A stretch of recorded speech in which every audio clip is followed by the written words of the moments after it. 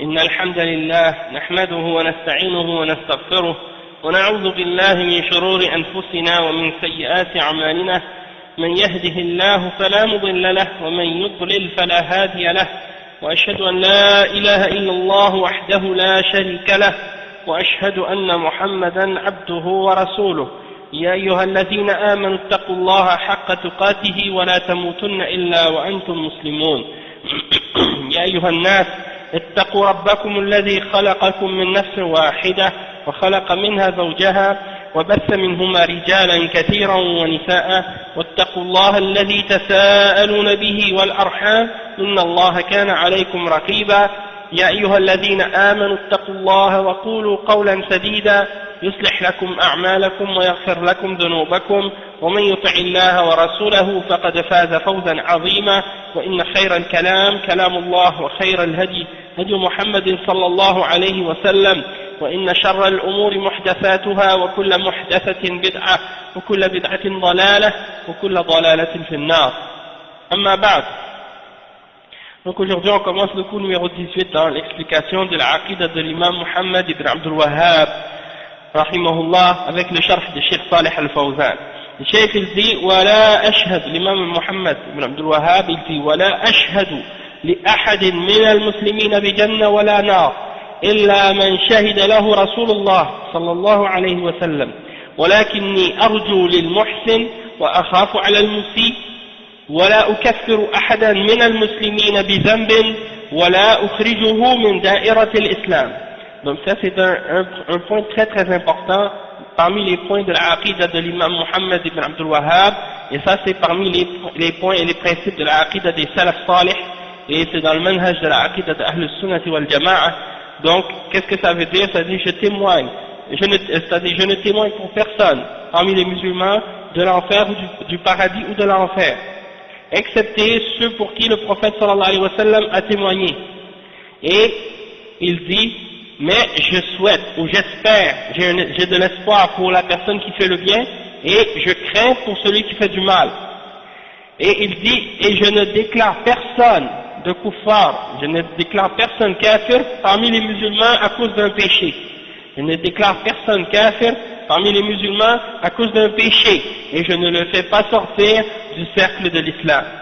Et je ne le fais pas sortir du cercle qui délimite l'islam. Donc ça c'est les paroles de l'imam Muhammad ibn Abdul Wahhab, et ça explique et ça réfute en même temps les accusations qui sont faites contre lui de la part des gens de bid'a qui l'accusent d'être une personne qui a fait le takfir des musulmans en général, et ça c'est faux.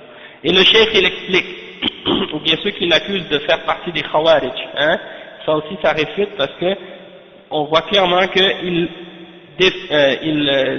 réfute cette idée-là. Maintenant, le cheikh al-Fawzan il explique, il dit وهذا معتقد أهل السنة والجماعة أنهم لا يشهدون لأحد معين بجنة ولو كان من الصالحين، ولا يشهدون لأحد بالنار ولو كان من الكافرين، كأن تقول هذا من أهل الجنة أو هذا من أهل النار.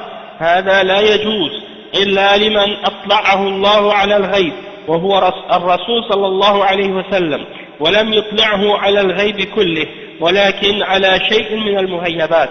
ومن ذلك أن الرسول صلى الله عليه وسلم شهد لأناس بالجنة ونحن نشهد أنهم من أهل الجنة، كالعشرة المبشرين بالجنة من صحابة رسول الله صلى الله عليه وسلم، وهم الخلفاء الأربعة وطلحة والزبير والسعد وسعيد وعبد الرحمن بن عوف وأبو عبيدة عامر بن الجراح. هؤلاء شهد لهم رسول الله صلى الله عليه وسلم بالجنة، وثابت بن قيس ابن شماس بشره النبي صلى الله عليه وسلم بالجنة، فهؤلاء نشهد لهم لأن الرسول صلى الله عليه وسلم شهد لهم بأعيانهم، فنقول فلان في الجنة وأبو بكر في الجنة وعمر في الجنة وطلحة والزبير وكل هؤلاء في الجنة، لأن الرسول صلى الله عليه وسلم أخبر أنهم في الجنة. Le cheikh il dit que ça c'est la aqida de qu'est-ce que l'imam Muhammad ibn Abdul Wahhab a dit maintenant, ça c'est la aqida de Ahl al-Sunnah wal Jama'a, c'est-à-dire on ne témoigne pour personne comme en tant qu'individu on ne témoigne pour aucun parmi les gens ou parmi les individus qu'il sera en enfer, qu'il sera au paradis ou en enfer. Donc le cheikh dit on ne va pas témoigner pour quelqu'un, un individu en particulier qu'il est au paradis, même s'il est parmi les pieux. Et on ne va pas témoigner à propos de quelqu'un en particulier qu'il est en enfer, même s'il est parmi les kafirines. Comme par exemple de dire celui-là, il fait partie des gens du paradis, ou celui-là, il fait partie des gens de l'enfer. Ça, c'est pas permis, excepté pour celui à qui Allah subhanahu wa ta'ala lui a donné la connaissance du ghaib, hein, et c'est le prophète Muhammad sallallahu alayhi wa sallam. Et Allah subhanahu wa ta'ala ne lui a pas donné la connaissance totale de tout ce qui est le ghaib. Il lui a seulement donné une partie de certaines choses parmi les choses qui font partie du ghaib. Et parmi les choses que Allah subhanahu wa ta'ala lui a donné comme information, il y a le fait que certains parmi les sahaba ont été, le prophète sallallahu alayhi wa sallam a témoigné à leur sujet qu'ils seront au paradis. Donc nous on témoigne pour ceux que le prophète sallallahu alayhi wa sallam a témoigné à leur sujet qu'ils seront au paradis, on dit qu'ils seront au paradis. Comme par exemple les 10 à qui le prophète sallallahu alayhi wa sallam a dit qu'ils seront au paradis, et ce sont les 4 khulafa al-Rashidin, Abu Bakr, wa Omar, wa Uthman, wa Ali, et ensuite il y a Talha, il y a Zubayr, il y a Saad ibn Abi Waqqas et Saïd, et il y a Abdurrahman ibn Auf, et il y a Abu Ubaida, Amir ibn al-Jarrah, wa alaykum salam wa rahmatullah. Donc ceux-là, le prophète sallallahu alayhi wa sallam a dit à leur sujet, et il a témoigné qu'ils seront au paradis, qu'ils sont au paradis. Et il y a également Thabit ibn Qais, le prophète sallallahu alayhi wa sallam lui a annoncé qu'il sera au paradis. Donc pour ceux-là, on témoigne, hein, on témoigne parce que le prophète sallallahu alayhi wa sallam a témoigné à leur sujet, en particulier à leur sujet, qu'ils seront au paradis. Donc à leur sujet on dit oui, un tel est au paradis, et Abu Bakr est au paradis, et Omar est au paradis, et Talha et Zubair, et tous ceux-là qu'on a mentionnés sont au paradis parce que le messager sallallahu alayhi wa sallam nous a informé qu'ils seront au paradis. والرسول صلى الله عليه وسلم لا ينطق عن الهوى وإن كان هذا من الغيب ولكن الله أطلع الرسول صلى الله عليه وسلم على الغيب عالم الغيب فلا يظهر على غيبه أحدا إلا من ارتضى من رسول يطلع الله الرسل على شيء من المغيبات لأجل مصلحة البشر. Le cheikh dit donc le messager il ne parle pas selon sa passion, hein. Et si il dit quelque chose du ghaib, c'est parce que Allah subhanahu wa ta'ala lui a donné cette information-là, parce que c'est un messager. Hein, donc il lui a donné certaines informations de certaines choses qui font partie du ghaib. Comme dans le verset 26 et 27 dans Surat Al-Jinn, hein, le connaisseur de l'invisible ou de l'inconnu. Alors il ne laisse personne avoir la connaissance de son ghaib, hein, excepté ceux qu'il a agréés parmi les messagers. Il peut leur donner à certains d'entre eux certaines connaissances sur le ghaib. Mais il dit ça c'est à certains messagers au sujet de certaines choses qui sont le ghaib pour le bien de l'humanité. Az-Zubayr ibn al-Awwam, là ça fait 11. Il y a Ukasha aussi. Ouais. Bilal. Il y en a beaucoup d'autres aussi. Mais ils sont pas tous, mais c'est pas parmi les 10 qu'on connaît les plus connus, les plus cités. Naam, wallahu a'lam akhi. Après le cheikh dit وكذلك لو كان كافرا أو فاسقا فإننا لا نشهد له بالنار لأننا لا ندري عن خاتمته ولا نشهد لأحد بالجنة وإن كان من الصالحين لأننا لا ندري عن خاتمته بما يختم له ولا نشهد لأحد بالنار ولو كان كافرا لأننا لا ندري بما يختم له. والنبي صلى الله عليه وسلم يقول إن العبد لا يعمل بعمل أهل النار حتى ما يكون بينه وبينها إلا ذراع فيسبق عليه الكتاب فيعمل بعمل أهل الجنة فيدخلها وإن الرجل لا يعمل بعمل أهل الجنة حتى ما يكون بينه وبينها إلا ذراع فيسبق عليه الكتاب فيعمل بعمل أهل النار فيدخلها والخواتيم لا يعلمها إلا الله سبحانه وتعالى فنحن لا نشهد للمعين أما العموم فنحن نشهد على الكفار أنهم في النار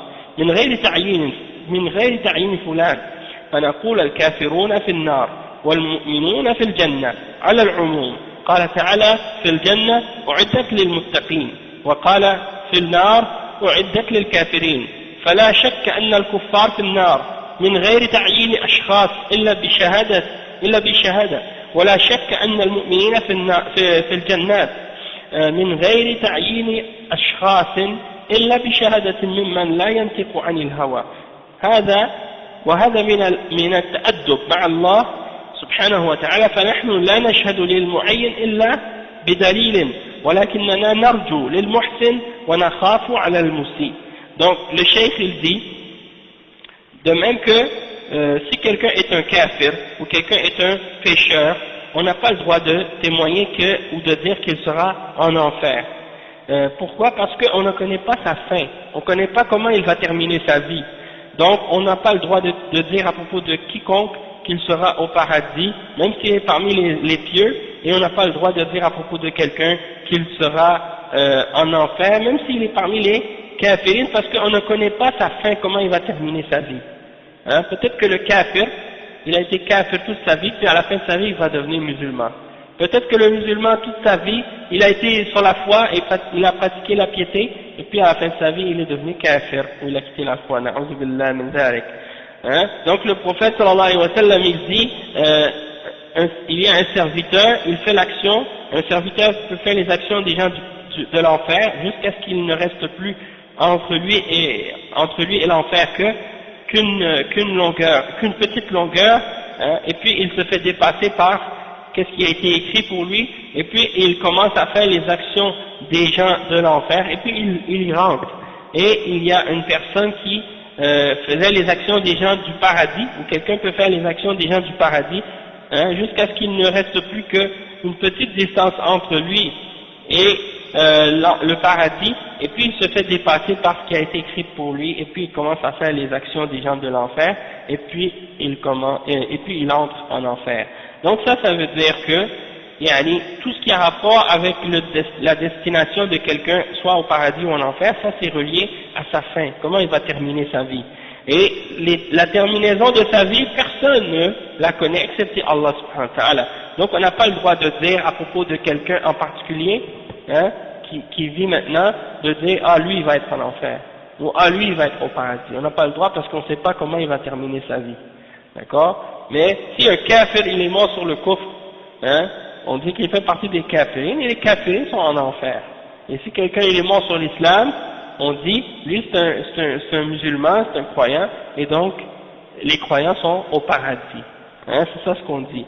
Mais on ne va pas dire en particulier à propos de quelqu'un, un individu, qu'il est en enfer, ou à partir d'un individu en particulier qu'il est au paradis, parce qu'on ne sait pas sa fin. Il dit, on ne dit pas ça à propos d'un individu en particulier, mais en général, la règle générale, c'est qu'on dit oui, le kafir, les kuffars sont en enfer, sans désigner une personne en particulier. Et les kafirons sont en enfer, et les croyants, en général, sont au paradis, sans désigner quelqu'un en particulier, sans preuve. Donc ça c'est basé sur des exemples dans le Coran qui disent que par exemple les pieux le paradis a été préparé pour les pieux et l'enfer a été préparé pour les kuffars, comme c'est écrit dans plusieurs versets dans le Coran. Et il n'y a pas de doute que les kuffars sont dans l'enfer sans désigner des individus en particulier, excepté avec un témoignage et une preuve de la révélation, et la même chose qu'il n'y a pas de doute que les croyants sont dans le paradis, dans les jardins du paradis, sans désigner des individus en particulier, excepté ceux pour qui il y a un témoignage de la part de celui qui ne parle pas selon sa passion, c'est-à-dire le prophète Muhammad sallallahu alayhi wa sallam, et ça c'est pour avoir un bon comportement, une bonne manière envers Allah subhanahu wa ta'ala. Donc on ne doit pas désigner qu'un individu en particulier sera au paradis ou en enfer, excepté avec un témoignage ou une preuve. Mais on espère pour celui qui a fait le bien qu'il aura le paradis, et on craint pour celui qui a fait le mal l'enfer. Et vous connaissez le hadith, on a parlé de ça dans Kitab al-Tawhid, le hadith de la personne qui, il y avait un débat entre deux personnes. Non, il y avait un débat entre, en fait c'était une personne qui faisait toujours des péchés, puis il y avait son ami qui était une personne qui fait des efforts dans l'adoration, et puis l'autre il a dit arrête de faire ce péché-là, et le premier lui a répondu, celui qui fait les péchés, il a dit est-ce que tu es envoyé pour me surveiller ou pour me rendre des comptes et quoi, des choses comme ça. Il dit abu'ithta alayya raqiba, donc il lui a répondu laisse-moi entre moi et mon Seigneur, khalli bayni wa bayna rabbi, laisse-moi entre moi et mon Seigneur, et l'autre il lui a répondu, il a dit wallah la yaghfir Allahu lak, Allah subhanahu wa ta'ala il ne va pas te pardonner. Et à cause de ça, Allah subhanahu wa ta'ala l'a fait rentrer en enfer au jour de la résurrection. Allah a fait rentrer celui qui avait dit ça en enfer, et celui qui faisait des péchés, Allah l'a fait rentrer au paradis par sa miséricorde. Donc ça c'est un exemple de la façon dont on doit se faire attention dans notre façon de parler, surtout quand on parle des questions qui ont rapport avec le paradis et l'enfer, parce que Allah subhanahu wa ta'ala c'est lui qui désigne et qui va juger entre les hommes, et donc de désigner ou de dire que quelqu'un en particulier sera en enfer dans ce monde, parmi les vivants qui sont avec nous maintenant, tu le vois puis tu dis toi tu vas être en enfer, tu peux pas dire ça, parce que tu peux pas avoir la connaissance du règne, de l'avenir. Non. Oui, c'est ça. Il dit وقال رحمه الله ولا أكفر أحدا من المسلمين بذنب ولا أخرجه من دائرة الإسلام. هذه عقيدة أهل السنة والجماعة لأنهم لا يكفرون بالكبائر التي دون الشرك كالزنا والسرقة وشرب الخمر وأكل الربا، هذه كبائر موبقات، ولكن لا يحكمون على صاحبها بالكفر، بل يحكمون عليه أنه ناقص الإيمان، فهي كبائر وتنقص الإيمان، وحكم صاحبها أنه تحت مشيئة الله، إن شاء عذبه وإن شاء غفر له، إن الله لا يغفر أن يشرك به ويغفر ما دون ذلك لمن يشاء، فنحن لا نكفر إلا من كفره الله ورسوله بالأدلة من الكتاب والسنة وبإجماع أهل العلم. أما أن نكفر بالكبائر التي دون الشرك فهذا مذهب الخوارج والمعتزلة الضلال الذين يحكمون على مرتكب الكبيرة أنهم كفار وأنهم مخلدون في النار، نسأل الله العافية، هذا معتقد باطل يخالف الأدلة. الشيخ الزي قال رحمه الله l'imam Mohammed ibn Abdul Wahhab, il dit, et je ne déclare personne parmi les musulmans d'être un kafir à cause d'un péché, et je ne le fais pas sortir des limites de l'islam. Ça c'est la aqidah de Ahl Sunnati wal Jama'a, parce qu'il ne déclare personne de kuffar, d'être un kafir pour les grands péchés qui sont moindres que le shirk. Comme par exemple, il ne déclare personne parmi les musulmans d'être un kafir à cause d'un péché, un grand péché qui est moindre que le shirk. Comme par exemple le fait de faire le zina, ou le fait de voler, ou le fait de boire de l'alcool, ou le fait de prendre des ribas. Tout ça c'est des grands péchés, et des mubiqat, c'est-à-dire des péchés qui amènent les gens à leur perte. Mais on ne juge pas la personne qui fait ces péchés-là d'être un kafir. En fait, on dit à leur sujet, ou on dit le jugement à leur sujet, c'est qu'ils ont une foi faible, et que ça fait partie des grands péchés qui diminuent la foi, et on juge à propos de cet individu-là qu'il est sous la volonté d'Allah subhanahu wa ta'ala. Si Allah veut, il va le châtier, et si Allah veut, il va lui pardonner, parce que Allah subhanahu wa ta'ala il dit dans le verset 48 dans Surat An-Nisa, Inna Allah la yaghfiru an yushraka bih wa yaghfiru ma duna dhalika liman yasha. Allah subhanahu wa ta'ala ne pardonne pas qu'on fasse le shirk avec lui, qu'on associe avec lui dans l'adoration, mais en dehors de ça il pardonne il pardonne en dehors de ce péché-là tout autre péché à qui il veut. le verset 48, dans Surat An-Nisa. Et tout autre péché moindre que le shirk, il le pardonne à qui il veut. Donc nous, on déclare personne d'être un kafir, excepté celui que Allah a déclaré comme tel. C'est-à-dire qu'Allah et son messager ont déclaré comme étant kafir, avec les preuves du Coran, de la Sunna et de l'ijma' des musulmans. Ok? Et donc, le chef dit ensuite, en ce qui concerne ceux qui déclarent des gens kuffars à cause des grands péchés qui sont moindres que le shirk, alors ça c'est la voie des Khawarij et des Mu'tazila égarés, ceux qui jugent à propos des gens qui font des grands péchés que ce sont des kuffars et qu'ils sont pour l'éternité en enfer. Ceux qui disent ça, c'est des Khawarij, c'est des Mu'tazila, ou bien des Mu'tazila ou des Khawarij. Mais ça c'est une croyance qui est totalement fausse et qui est contraire aux preuves de la charia. D'accord? Et aujourd'hui, il y a plusieurs groupes, il y a plusieurs gens qui suivent cette tendance. Parmi les gens de bid'a, ils font le takfir des musulmans pour des grands péchés. Hein? Et ils voient quelqu'un qui fait des grands péchés, ils disent ah ça c'est un kafir. Barakallahu fik. Un des imams parmi les salafs, il disait tous les gens de bid'a sont des khawarij. Oui, c'est vrai. Parce qu'ils se sont tous mis d'accord sur les paix. Hein? Non, exactement, c'est la première bid'a qui est apparue dans la Ummah, la bid'a des Khawarij.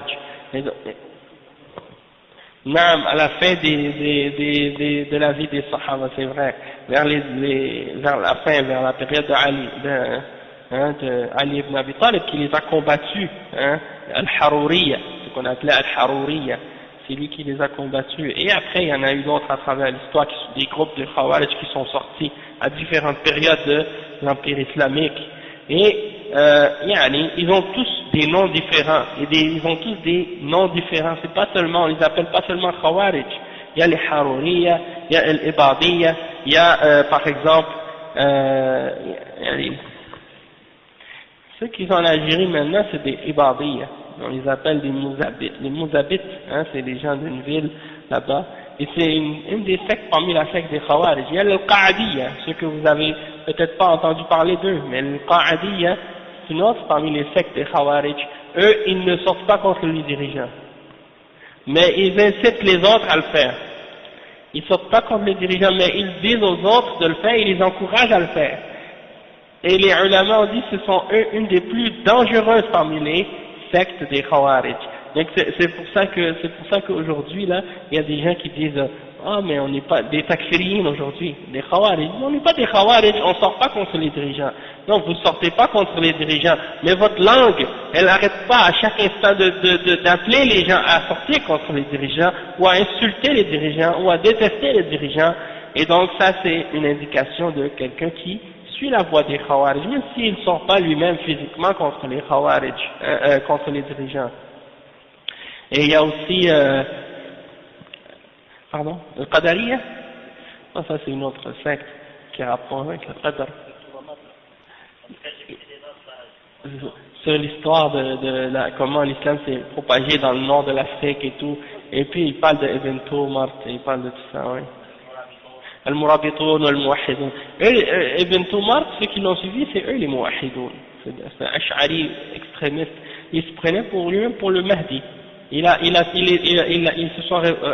ont pris les armes contre les Murabitoun. Inch'Allah. Très Inch'Allah. Donc, il faut faire attention aux takfirines et aux Khawarij aujourd'hui.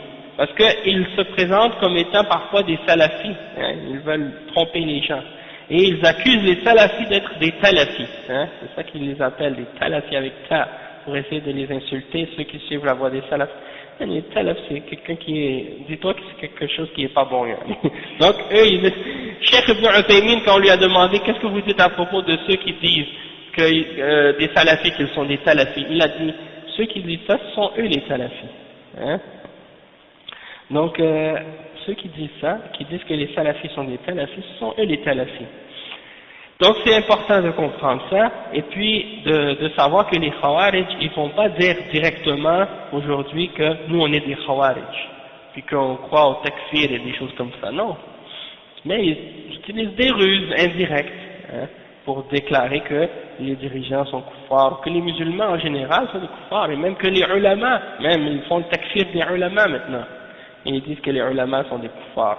Donc il faut faire attention à ces gens-là, c'est très dangereux, puis ils sortent toujours des shubuhat, puis ils rentrent toujours dans des débats avec les gens, et c'est leur seul intérêt dans la vie.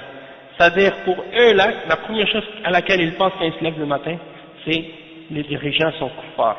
Et avant de dormir le soir, c'est les dirigeants sont kuffars. Et quand avant de manger, ils pensent à ça. Et avant de dormir, ils pensent à ça. Et s'assoient dans les cafés peut-être même à discuter de ça toute la journée. A'oudhu billah. Imagine. Ah, c'est ça. Là, c'est... Et là... Allah al-Musta'an. Peut-être qu'eux-mêmes, dans leur propre famille, ils ont un père ou une mère, ou un oncle ou une tante, ou un cousin ou une cousine, ou des proches qui ont des idées laïques, ou qui ont des idées contraires à l'islam, et puis ils vont même pas prendre leur temps pour les appeler à l'islam, ou pour leur indiquer le bien. Non, c'est une maladie, c'est comme la rage, hein, c'est comme la rage, donc, a'udhu billah. Et, alhamdulillah, eux, ils cherchent les paroles des ulama qui pourraient pencher vers leur interprétation, puis tout alim qui les contredit dans leur manhaj, ils le déclarent kafir. Hein? C'est grave. Hein? Donc c'est à quel point, pour eux, le vrai alim, c'est celui qui est en accord avec eux. Et s'il n'est pas d'accord avec eux, il est kafir. C'est comme ça qu'ils sont. Après le chef, il dit, وَلَكِنْ مَنِ اسْتَحَلَّ مُحَرَّمًا مُجْمَعًا عَلَى تَحْرِيمِهِ فَهَذَا كَافِرٌ. كما لو استحل الربا أو الخمر أو الزنا أو حرم شيئا مجمعا على حله فهذا كافر لأنه مكذب لله ولرسوله ولإجماع المسلمين. فمسألة التكفير لها ضوابط عند أهل السنة والجماعة.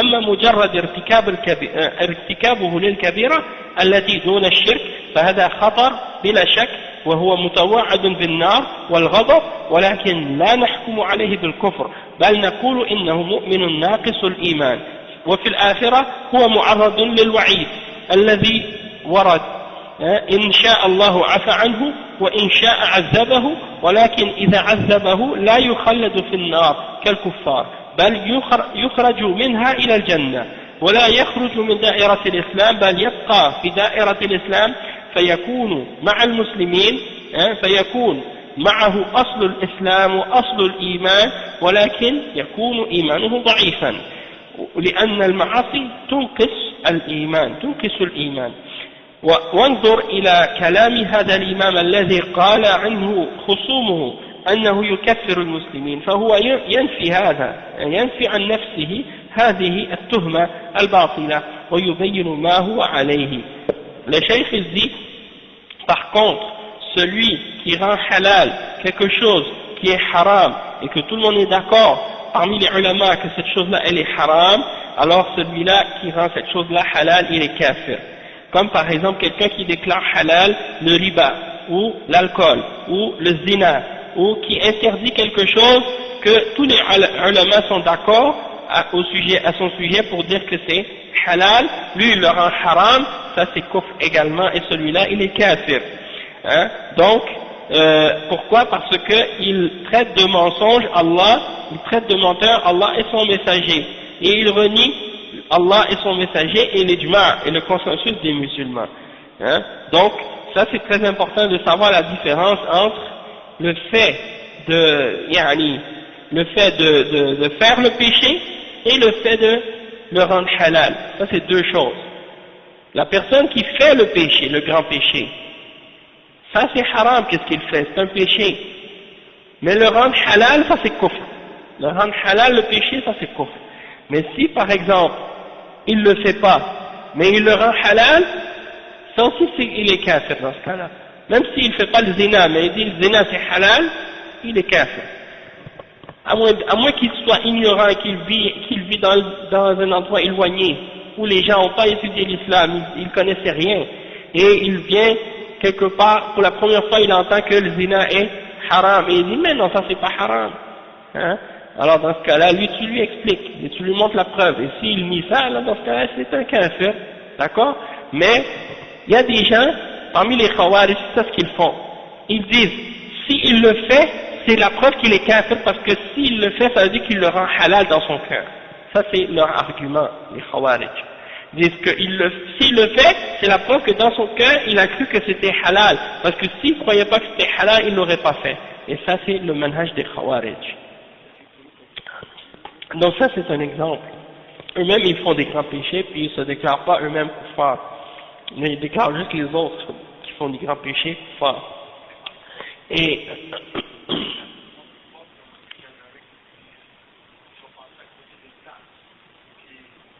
oui, ça c'était les khawarij, oui.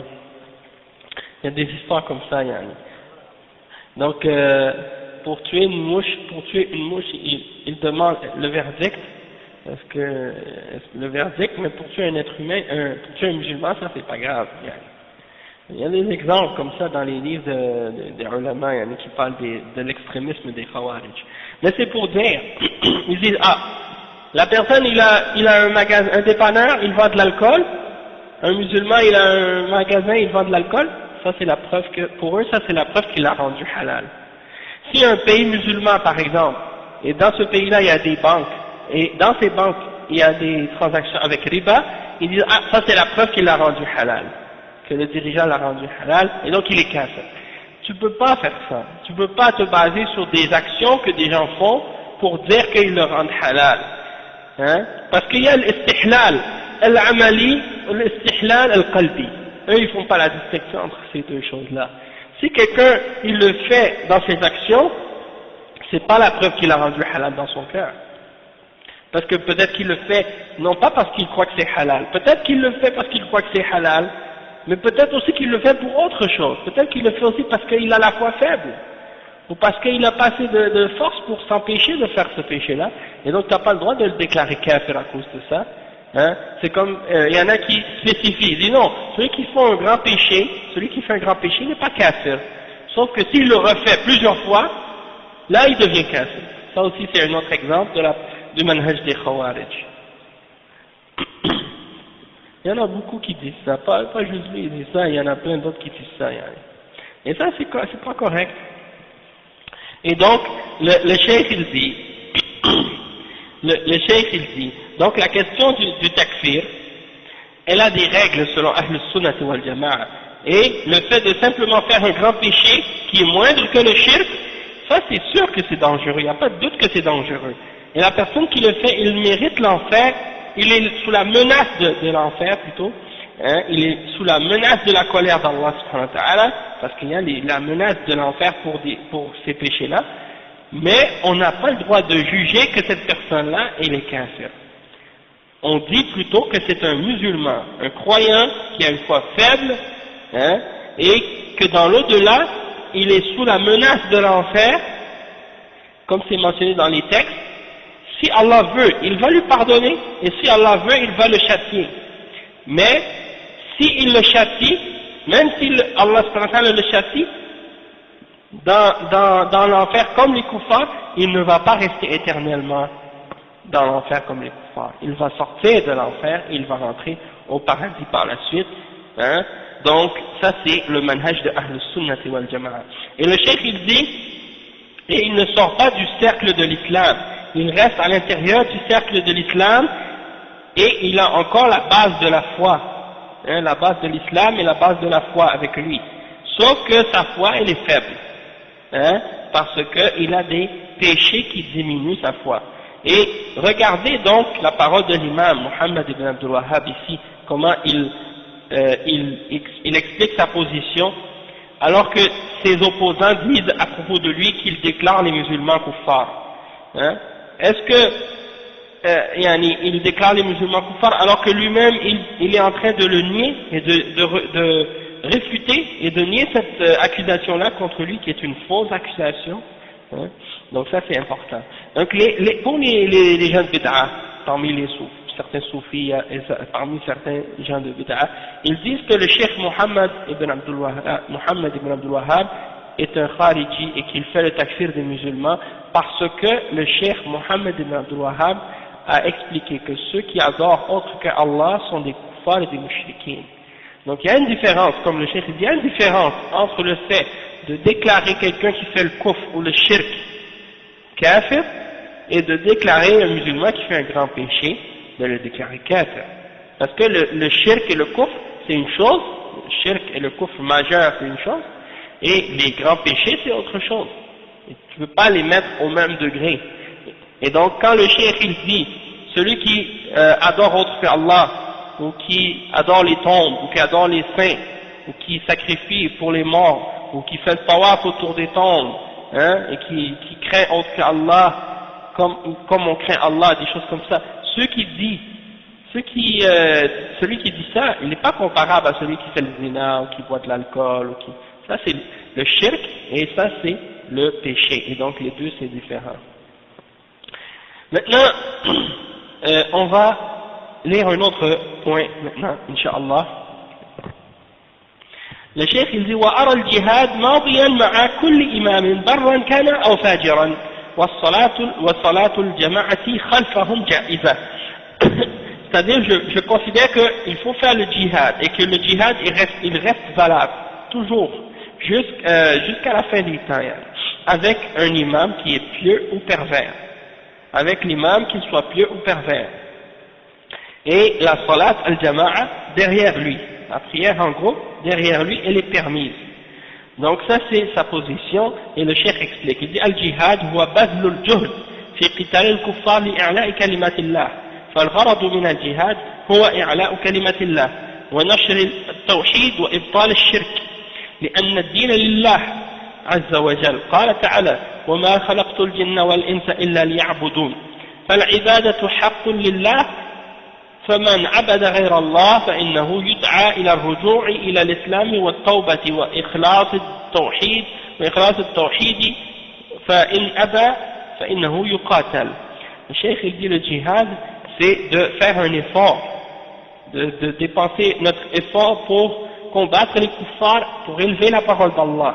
C'est pas comme certains gens de bid'a aujourd'hui qui disent que le djihad c'est juste pour la défense, ou que c'est juste pour se protéger contre les kuffars. En cas d'attaque, si on se fait attaquer, on répond. Non, ça c'est pas la signification du djihad. Le djihad c'est de combattre les kuffars pour élever la parole d'Allah subhanahu wa ta'ala. Et le but du djihad c'est d'élever la parole d'Allah subhanahu wa ta'ala et de répandre le tawhid et de détruire le shirk. Et la religion elle doit être toute à Allah subhanahu wa ta'ala, hein? C'est pour ça qu'on fait le djihad, pour que la religion soit à Allah. Donc il dit je n'ai créé les djinns, Allah subhanahu wa ta'ala dit je n'ai créé les djinns et les hommes que pour qu'ils m'adorent, dans le verset 56 dans Surat Az-Zariyat. Cheikh il dit donc l'adoration c'est un droit d'Allah subhanahu wa ta'ala. Donc celui qui adore autre que Allah, alors il doit être invité à revenir à l'islam, à se repentir et à purifier son tawhid, et s'il refuse de faire ça, il doit être combattu. لأن الله بعث رسوله صلى الله عليه وسلم بالدعوة والجهاد، بالدعوة أولا ثم الجهاد بعد ذلك لئلا ينتشر الكفر. قال تعالى وقاتلوا حتى لا تكون فتنة ويكون الدين لله، وفي الآية الأخرى ويكون الدين كله لله، وحتى لا تكون فتنة يعني الشرك ويكون الدين لله ليس فيه عبادة لمخلوق بل العبادة للخالق سبحانه وتعالى. Le cheikh il dit Allah subhanahu wa ta'ala il a envoyé son messager avec la da'wa et avec le djihad. La da'wa en premier, puis avec le djihad après ça, pour que le kufr ne puisse pas se propager, pour empêcher le kufr de se propager. Allah subhanahu wa ta'ala dit dans le verset 193 dans Surat Al-Baqarah, combattez-les jusqu'à ce qu'il n'y ait plus de shirk. Le mot fitna dans ce verset là, les ulama ont dit que c'est le shirk, l'idolâtrie ou l'adoration d'autres qu'Allah, et que la religion entière soit à Allah. Et dans un autre verset, le verset 39 dans Surat Al-Anfal, Allah subhanahu wa ta'ala il dit c'est ça, dans ce verset là Allah il dit et que la religion soit toute entière pour Allah seul. وحتى لا تكون فتنة يعني الشرك jusqu'à combattre-les jusqu'à ce qu'il n'y ait plus de fitna, c'est-à-dire de shirk. ويكون الدين لله ويكون الدين لله, c'est-à-dire il n'y aura pas d'adoration qui sera faite pour une créature. Toute l'adoration sera uniquement pour le Créateur, subhanahu wa ta'ala. C'est ça le but du djihad.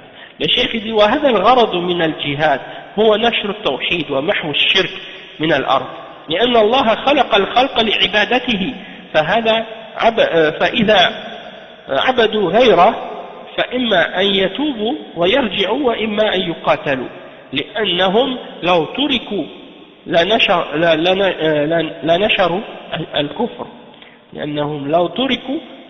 الكفر لأن الكفار يدعون إلى الكفر فالكافر إذا كان كفره ينتشر يقاتل أما إذا كان كفره قاصرا عليه ولا يدعو إليه وليس له نشاط في نشر الكفر وإنما هو مقتصر على نفسه فهذا لا يقاتل مثل كبار السن من الكفار والنساء والأطفال والرهبان في صوامعهم هؤلاء لا يقاتلون لأن كفرهم قاصر عليهم وكذلك من خضع للإسلام وبذل الجزية فإنه لا يقاتل بل يترك على دينه وتؤخذ منه الجزية ويكون تابعا لحكم الإسلام وهذا شره يقتصر عليه ومعلوم أن الذي تؤخذ منه الجزية أنه لا يدعو إلى الكفر فلو دعا إلى الكفر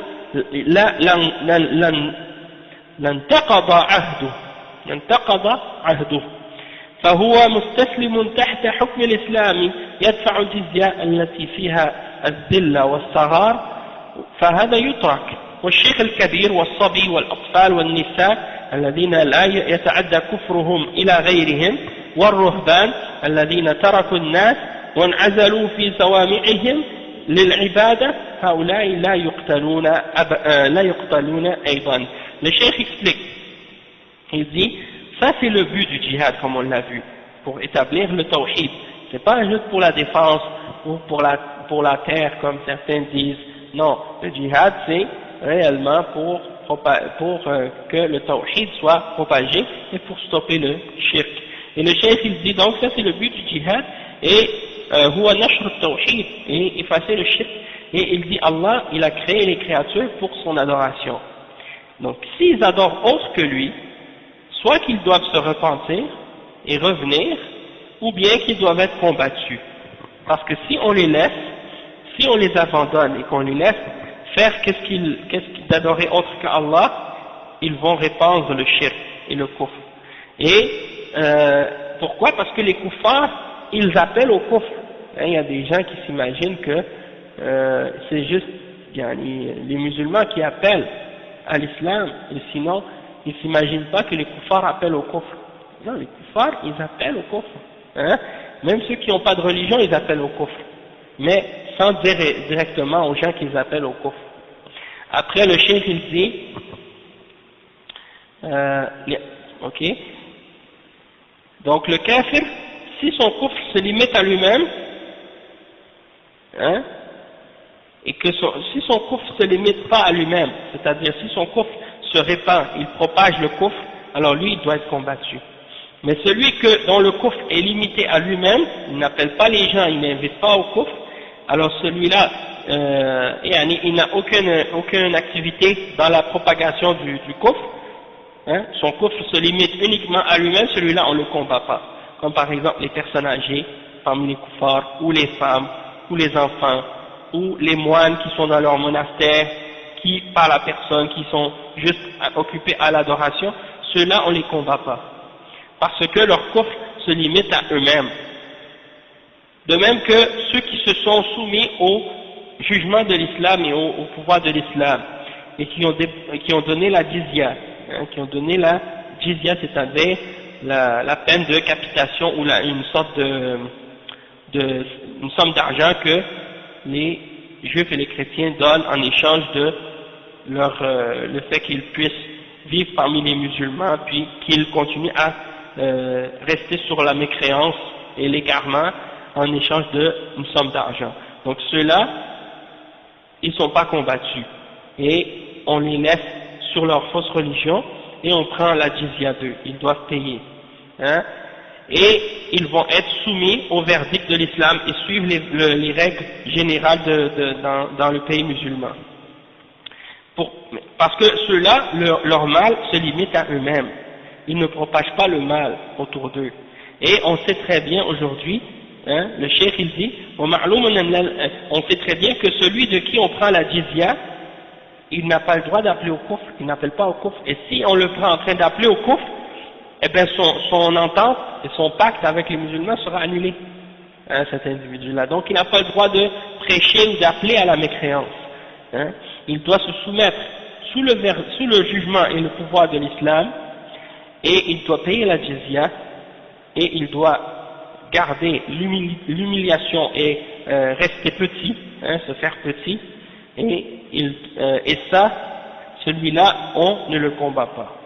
Et de même que le cheikh, la personne qui est âgée, ou l'enfant, ou la femme, hein, ou les petits-enfants, ceux-là, on les laisse également. Parce que leur mécréance se limite à eux-mêmes, et ne va pas aux autres. De même que les moines qui sont tout seuls dans leur monastère, ils font juste prier, hein, des choses comme ça, ceux-là non plus on les combat pas, et on n'a pas le droit de les combattre. Le cheikh dit دل هذا على أن دين الإسلام ليس دين قتل وسفك الدماء وإنما هو دين رحمة وعدل ويريد أن يخرج الناس من الظلمات إلى النور لصالحهم هم كم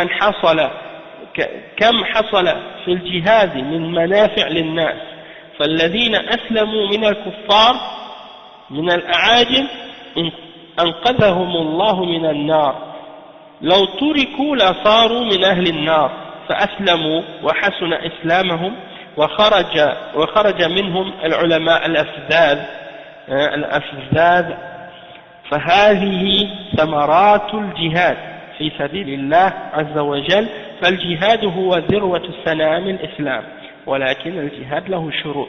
Le cheikh dit donc que ça indique que l'islam c'est une religion, c'est pas une religion qui appelle au meurtre, qui appelle à faire couler le sang, mais c'est une religion de miséricorde et de justice, qui veut faire sortir les hommes de l'obscurité et des ténèbres vers la lumière pour leur bien à eux.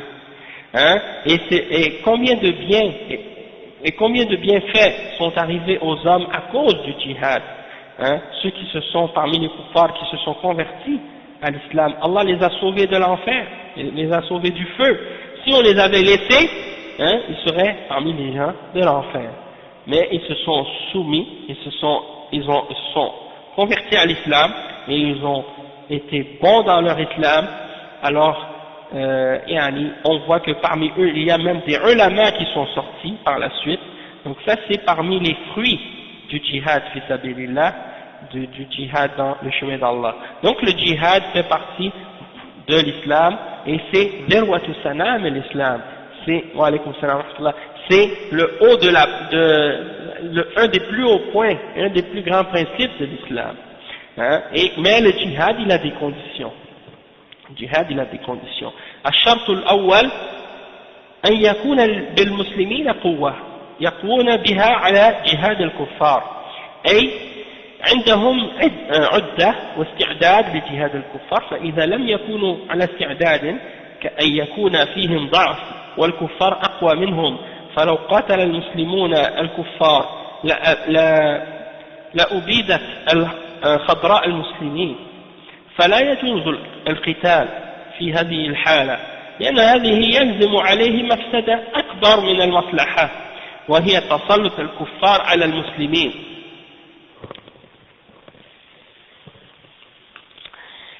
ولهذا فالنبي صلى الله عليه وسلم بقي في مكة 13 سنة أو عاما مقتصرا على الدعوة إلى الله، والمسلمون يؤذون ويضايقون، ولم يؤمر بالجهاد، بل أمرهم الله بالصبر وكف الأيدي حتى يأذن الله جل وعلا لهم بالجهاد. ألم تر إلى الذين قيل لهم كفوا أيديكم وأقيموا الصلاة وآتوا الزكاة هذا في مكة أمروا بكف أيديهم ولكن مع هذا يقومون بالدعوة إلى الله عز وجل. فلما هاجر النبي صلى الله عليه وسلم إلى المدينة وانتشر الإسلام وكان للمسلمين قوة أمره الله بالجهاد لأنهم صاروا أقوياء ومستعدين للجهاد، وهذا خاصا بالوقت الأول، هذا عام للمسلمين، هذا ليس خاصا بالوقت الأول، هذا عام للمسلمين إلى آخر الزمان. وكان عندهم قوة، إن كان عندهم قوة واستطاعة يجب عليهم الدعوة والجهاد، وإذا كان ليس عندهم قوة فيبقون على الدعوة. أما الجهاد يؤجلونه وأما الجهاد فيؤجلونه إلى وقت القدرة على ذلك، لأنهم لو قاتلوا هم وهم ضعفاء لتسلط عليهم الكفار وتغلبوا عليهم. Le cheikh il dit donc que le djihad il a des conditions. La première condition c'est que les musulmans doivent avoir la capacité de faire le djihad, la force de faire le djihad contre les kuffars. C'est-à-dire que les kuffars doivent être prêts, les musulmans doivent être prêts pour faire le djihad contre les kuffars. إذا لم يكونوا على استعداد, si les musulmans sont pas prêts et qu'il y a de la faiblesse et que les kuffars sont plus forts que les musulmans, et que si les musulmans combattent les kuffars, ils vont être, ils vont se faire envahir par les kuffars et que les musulmans vont perdre tout le bien qu'ils ont. Dans ce cas-là, il n'est pas permis pour les musulmans de combattre dans cette situation-là, parce que ça peut amener un mal plus grand que le bien, ça amènera un mal plus grand que le bien, et c'est-à-dire de laisser les kuffars avoir le dessus sur les musulmans. Et le cheikh il dit que c'est pour ça que le prophète Mohammed sallallahu alayhi wa sallam est resté 13 ans à Mecca, 13 ans à Mecca, et il se limitait uniquement à la da'wa, à appeler les gens et inviter les gens à l'islam. Et les musulmans se faisaient offenser, on leur faisait du tort, on leur faisait du mal, ils étaient torturés, battus, frappés, insultés, et malgré tout il n'y avait pas l'ordre du djihad à ce moment-là. Allah subhanahu wa ta'ala leur a ordonné d'être patients, d'avoir de l'endurance et de garder leurs mains, c'est-à-dire garder vos mains de faire quelque chose ou d'attaquer ou de faire quoi que ce soit de violence. Il ne leur a pas permis de faire le djihad à ce moment-là. Regardez dans le verset 77 dans Surat An-Nisa, vous allez voir Allah subhanahu wa ta'ala, il dit: n'avez-vous pas vu ceux à qui on a dit gardez vos mains et établissez la salat et donnez la zakat, c'est-à-dire ceux-là on leur avait dit kufu aydiyakum, gardez vos mains, ne frappez pas ou n'allez pas commencer à vouloir faire la guerre maintenant, établissez la salat et faites la zakat, parce qu'il y en a qui étaient comme chauds là, ils voulaient passer à l'action. Non, Allah leur a dit non, gardez vos mains. Et ça c'était à Mecca, donc Allah subhanahu wa ta'ala leur a ordonné de garder leurs mains, c'est-à-dire de ne pas combattre. Et par la suite, mais malgré tout ils font la da'wa, ils invitent les gens à Allah, puis ils propagent l'islam pendant ce temps-là. Puis lorsque le prophète sallallahu alayhi wa sallam a fait la hijra, il a immigré à Médine, que l'islam s'est propagé, que les musulmans ont commencé à avoir une force, Allah subhanahu wa ta'ala leur a ordonné par la suite de faire le djihad, parce qu'ils étaient devenus forts maintenant, ils étaient prêts pour le djihad. Et ça c'est pas uniquement limité à la première époque de l'islam, ou au premier temps, ça c'est général pour tous les temps, pour les musulmans jusqu'à la fin des temps. Lorsque les musulmans ont la force et qu'ils sont prêts, ils peuvent, c'est-à-dire, il est obligatoire pour eux de faire le djihad et de faire la da'wa et le djihad.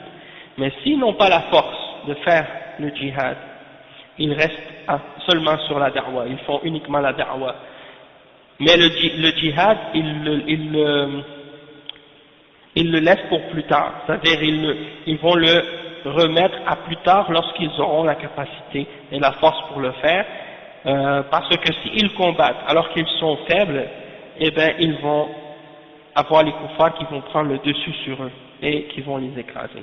Donc dans ce cas-là, si tu combats les kuffars et que tu n'es pas prêt, tu fais un péché en les combattant. Hein? C'est pas un bien que tu fais, c'est un mal que tu fais. Donc le cheikh dit comme deuxième condition, الشرط الثاني أن يكون الجهاد تحت راية ينعقد ولي أمر المسلمين يعقدها ولي أمر المسلمين وليس كل يجاهد وكل يقاتل وكل يكون له جماعة. هذا لا يجوز في الإسلام، هذا ضرر على المسلمين أنفسهم قبل أن يضروا الكفار، لأن المسلمين يتنحرون فيما بينهم، كل واحد يريد أن يكون هو الذي يظفر بالنتيجة. وجرب هذا في عصابات قاتلت العدو فلما انهزم العدو واندحر تقاتلوا فيما بينهم. جرب هذا في عصابات قاتلت العدو فلما انهزم العدو واندحر تقاتلوا فيما بينهم، كل يريد أن يكون هو الذي يأخذ السلطة، وهذا نتيجة أنهم ما قاتلوا تحت راية واحدة وتحت إمام واحد، وإنما تفرقوا إلى عصابات وجماعات، فلا يجوز هذا في الإسلام ولا بد أن يكون الجهاد تحت راية موحدة. Le cheikh il dit, la deuxième condition c'est que le djihad doit être fait derrière une bannière que le dirigeant musulman a établie. C'est-à-dire, c'est pas n'importe qui fait le djihad, et c'est pas n'importe qui combat, hein, et c'est pas n'importe qui s'organise un petit groupe ou une petite jama'a, hein. Ça c'est pas permis dans l'islam. Et le mal de ça revient contre les musulmans eux-mêmes avant de faire du tort aux kuffars. Pourquoi? Parce que on voit que le résultat de ça après, le cheikh il dit, les musulmans commencent par la suite à s'attaquer et à se tuer les uns les autres. Chacun veut être celui qui va avoir le résultat. Et on a vu ça par expérience, lorsque des groupes ont combattu les ennemis, lorsqu'ils ont réussi à écraser l'ennemi, et lorsque l'ennemi a été battu, ils ont commencé, chacun de ces groupes-là, à se battre les uns contre les autres. Chacun d'entre eux voulait avoir le pouvoir. Et ça, c'est le résultat, hein? Non. Le cheikh dit, ça c'est le résultat qu'ils se sont combattus, mais sans avoir une bannière qui les réunissait. Ils ne se sont pas combattus derrière une seule bannière ou derrière un seul dirigeant, ils se sont divisés en groupes et en gangs avant de combattre, en combattant par la suite, ils se sont battus les uns les autres par la suite. Donc ça c'est pas permis dans l'islam, et c'est obligatoire que le djihad soit fait derrière une bannière unie, réunie. C'est-à-dire tous les combattants doivent être réunis et ils obéissent à un chef et à un dirigeant. Pas chaque groupe qui s'organise tout seul puis qui combat les autres, comme ils les appellent les gens, les jama'atul jihad ou les groupes de jihad. Ça c'est pas permis ça dans l'islam, comme le cheikh il dit. Hein? Et le cheikh il dit وَلِهَذَا قال الشيخ وأرى الجهاد ماضيا مع كل إمام، أي إمام المسلمين يقودهم وينظمهم ويشرف عليهم ويعد العدة ويسلحهم.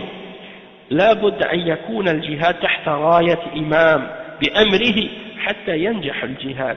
أما إذا كان بدون إمام وبدون راية فإنه يؤول إلى الفشل في النهاية.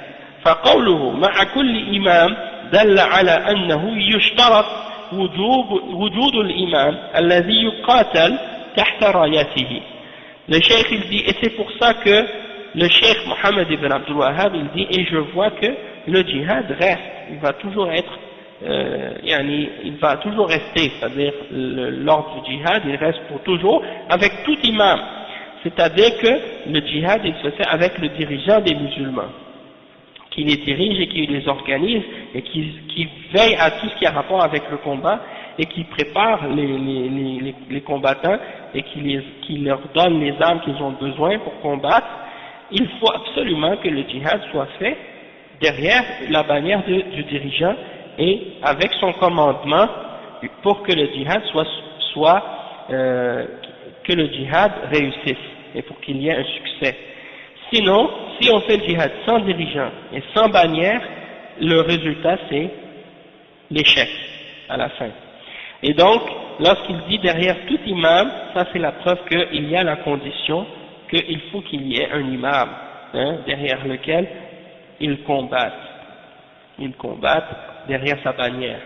ولا يشترط في الإمام أن يكون بارا 100%، مثل أبي بكر وعمر وعثمان وعلي وعمر ابن عبد العزيز والصحابة.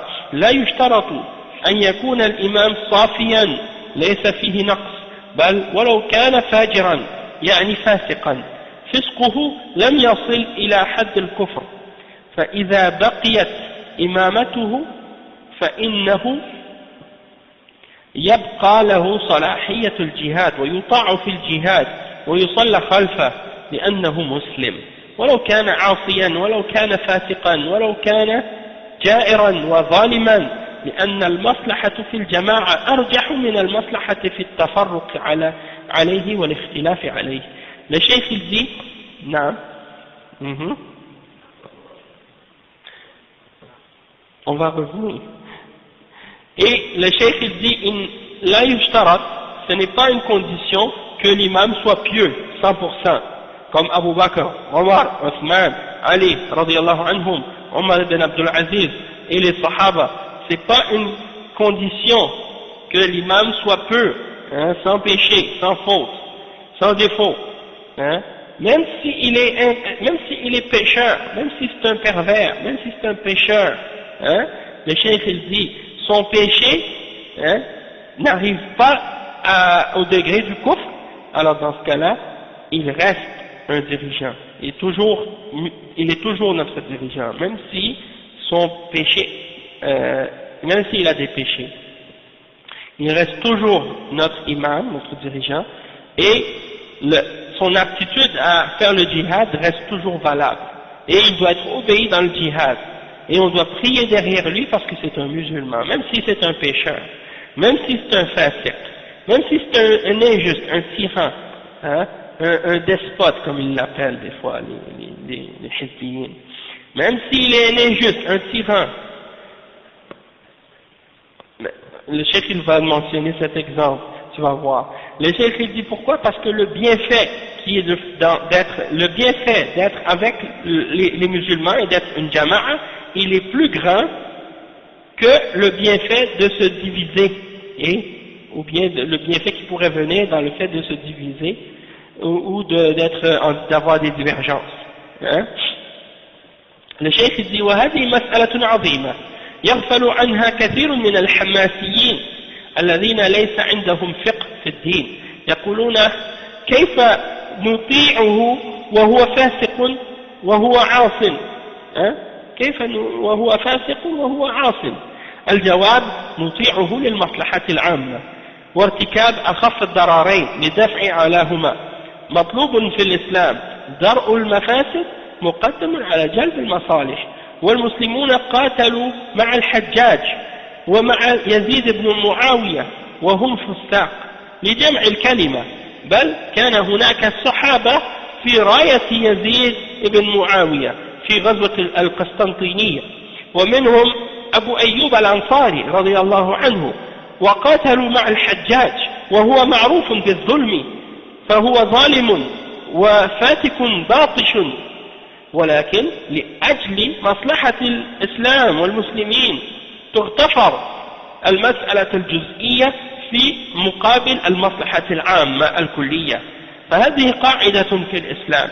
Le cheikh il dit, il y a ce point-là que beaucoup de musulmans négligent aujourd'hui parmi les excités, parmi les musulmans, les jeunes qui sont excités, qui veulent absolument que ça chauffe.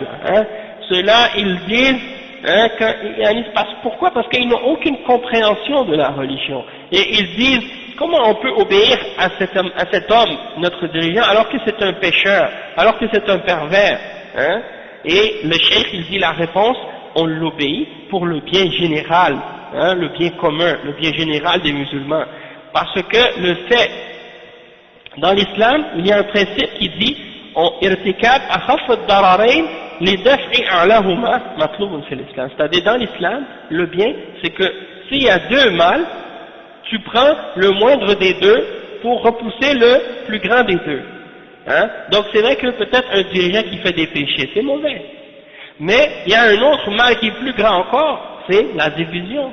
C'est le fait de se combattre entre nous, le fait d'avoir la fitna entre les musulmans, de faire couler le sang des gens, hein, et de laisser les kuffars prendre le pouvoir sur les musulmans. Donc ça c'est un mal, mais le mal le dirigeant qui est pécheur, c'est un mal, mais le mal qui vient du fait que tu désobéis à ce dirigeant-là et que tu refuses de l'obéir et de le suivre dans le bien, ça c'est un mal plus grand. Et donc, le cheikh il dit de repousser le mal, c'est préférable que de ramener un bienfait. Et les musulmans ont combattu à l'époque, hein, à l'époque des Sahaba, ils ont combattu derrière Al-Hajjaj ibn Yusuf, hein, et avec Yazid ibn Muawiyah, hein, alors que c'était des pervers, que c'était des gens pervers, des pécheurs, pour réunir la parole des gens.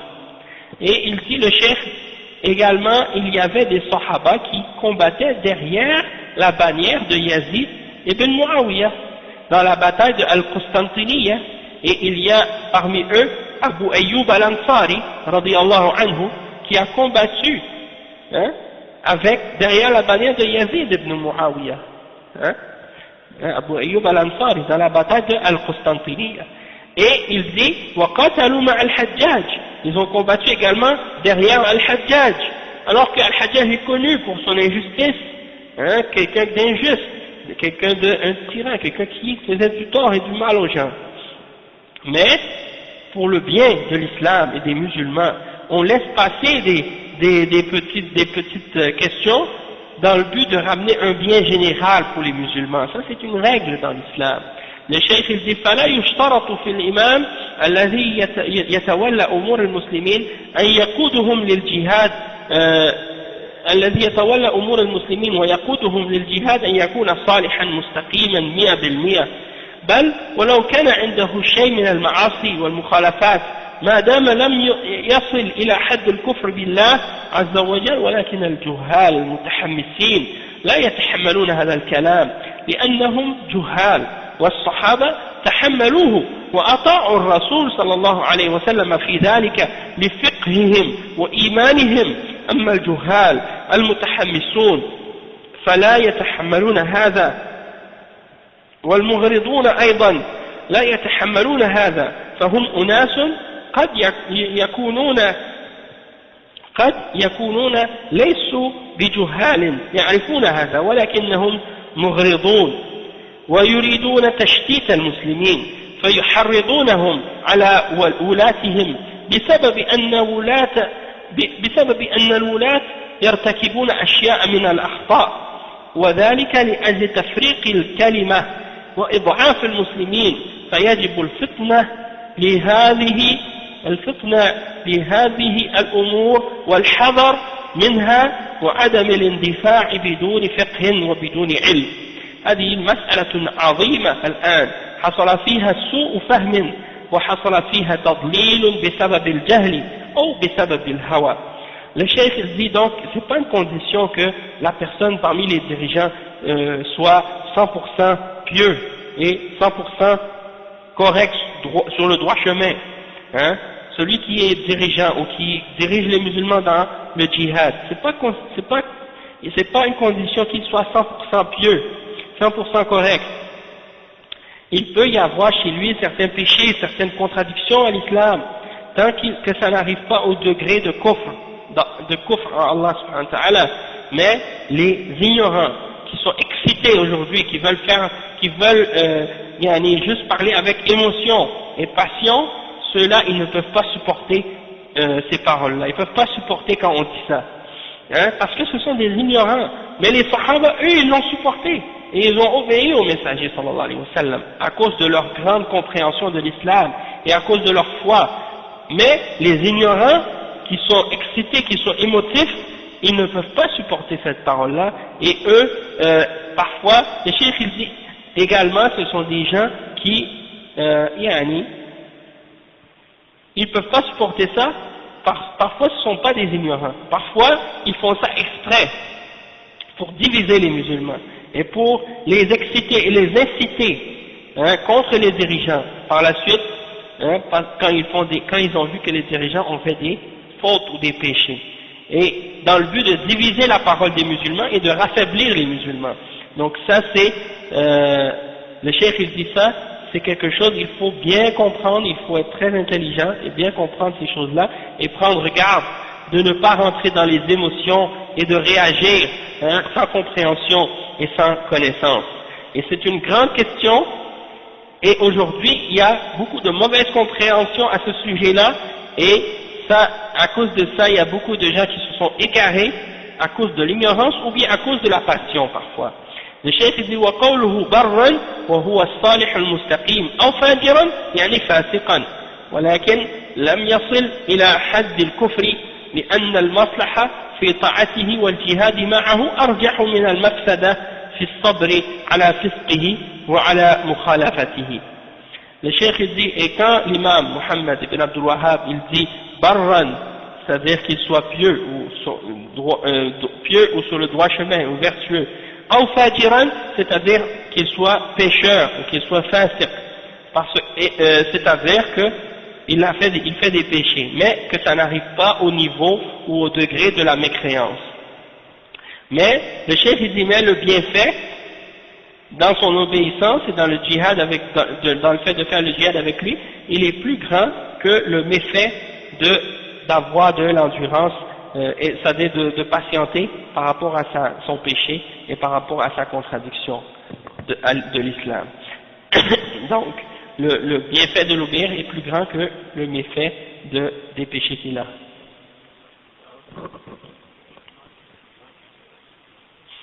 Que le bienfait de se diviser pour éviter le péché du mal que cette personne-là peut faire. Et pour terminer, le cheikh il dit وَالصَّلَاةُ الْجَمَاعَ خَلْفَهُمْ جَائِزَةٌ, c'est-à-dire de prier en groupe derrière le dirigeant, c'est permis.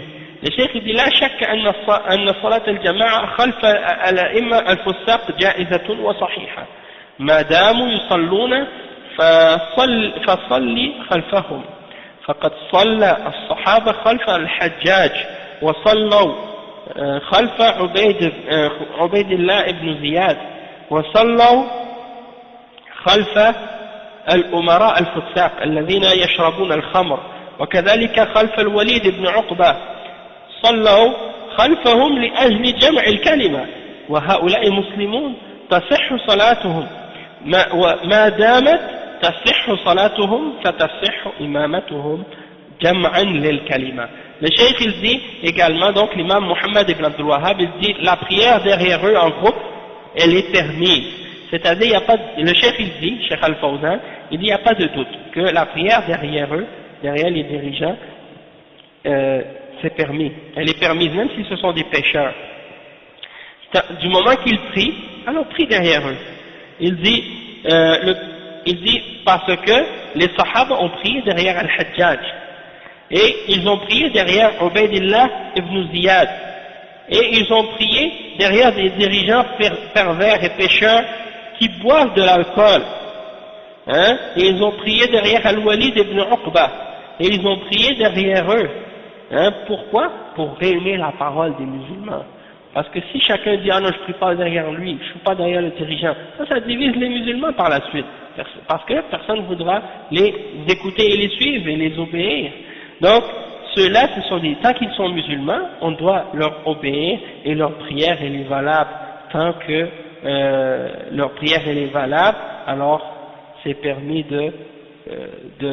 c'est permis pour eux qu'ils soient des imams pour réunir la parole des musulmans. Madame tasihhu salatuhum fatasihhu imamatuhum jam'an lil kalima.